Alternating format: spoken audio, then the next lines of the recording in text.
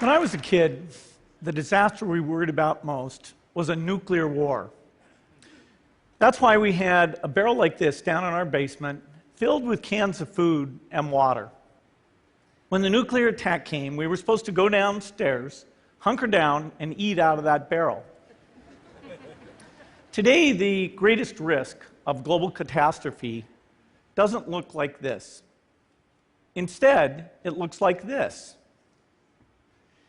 If anything kills over 10 million people in the next few decades, it's most likely to be a highly infectious virus rather than a war. Not missiles, but microbes. Now, part of the reason for this is that we have invested a huge amount in nuclear deterrence, but we've actually invested very little in a system to stop an epidemic. We're not ready for the next epidemic. Let's look at Ebola. I'm sure all of you read about it in the newspaper.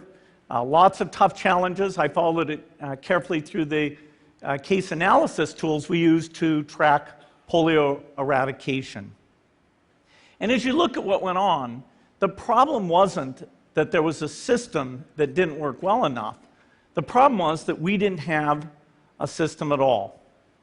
In fact, there are some pretty obvious key missing pieces.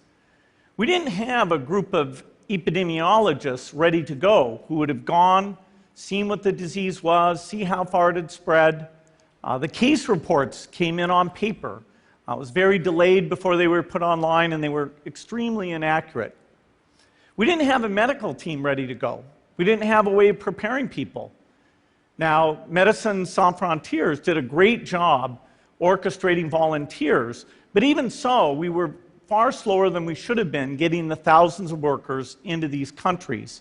And a large epidemic would require us to have hundreds of thousands of workers.